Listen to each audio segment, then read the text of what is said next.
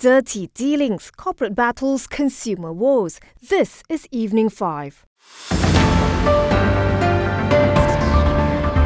YTL Power International has set up YTL AI Cloud, a specialized provider of massive-scale graphics processing units or GPU-based accelerated computing.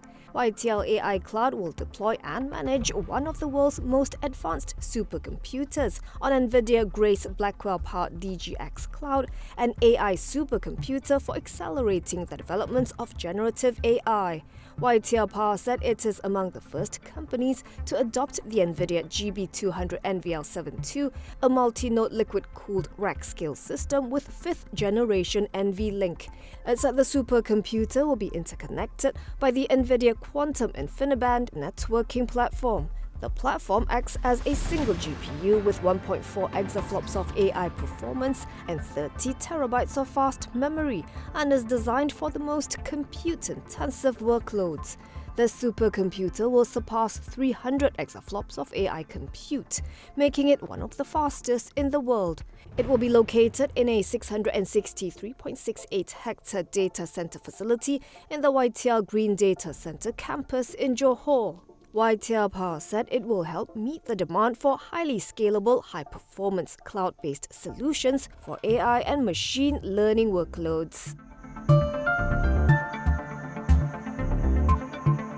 Finance Minister to Datuk Sri Amir Hamzah Azizan said the ringgit is a top performer compared to 9 other regional currencies since coordination measures among the government, bank negara, government-linked investment companies and government-linked companies were implemented on February 26th. According to a Bernama report, he said this was based on data from the Central Bank's Financial Markets Committee on March 1st, which noted an immediate impact on market trends and increased market interest in the local currency.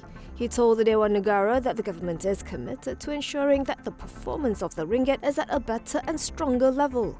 Amir Hamzah said in dealing with the issue of the value of the ringgit, all parties should play their respective roles. Malaysians, he said, should adopt a Malaysia-first attitude and choose Malaysian goods and services, as well as invest in unit trusts and domestic Hajj investments. He also reiterated that the government has no plans to peg the ringgit at this point in time, and noted that the currency is expected to stabilise this year to potentially reach the 4.5 level against the US dollar.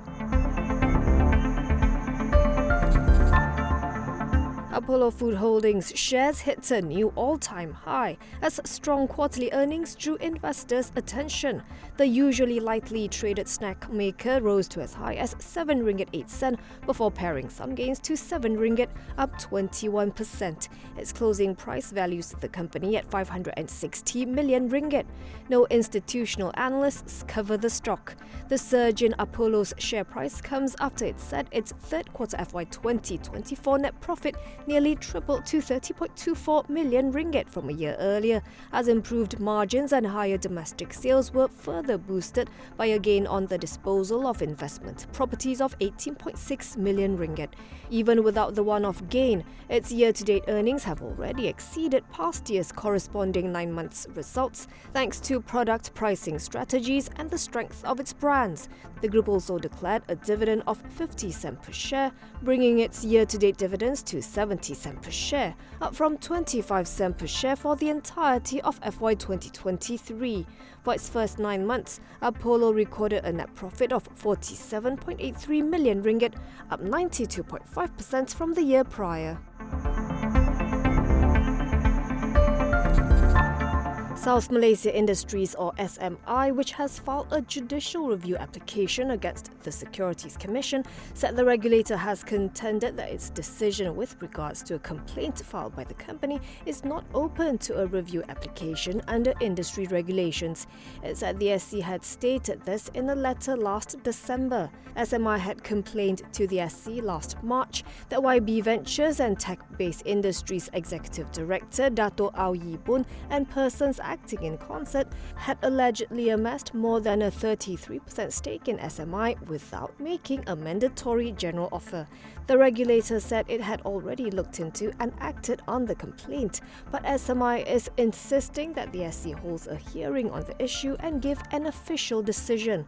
The SC also said last week that it has yet to be served the cause papers of SMI's judicial review application, while SMI said the application was in fact served and extended to the SC last Thursday by the group's solicitors, and certainly before SC's statement.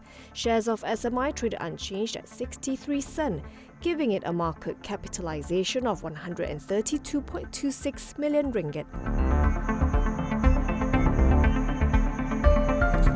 The Ministry of Transport does not benefit from proceeds of vehicle registration plate sales, as all revenue generated is channeled into the Federal Consolidated Fund. According to a report by Bernama, Transport Minister Anthony Loke told Parliament that the total revenue from number plate sales in 2023 reached 311.8 million ringgit. The figure includes monies raised from the sale of special registration numbers totaling 21 million ringgit. Bidding for these plates featuring the serial numbers starting and ending with M started in 2023. This year, however, a portion of the proceeds from the sale of this series are set aside for the less privileged, covering driving test fees for Class B2 motorcycle, e-hailing and taxi licenses, as well as motorcycle helmets and the Fly Siswa initiative for public university students. As for the number plate series starting with gold, Lok said 17 million ringgit has been collected so far. 1.5 million ringgit was contributed by the King's winning bid for the Gold 1 license plates, half of which also went to the said initiatives for the less privileged.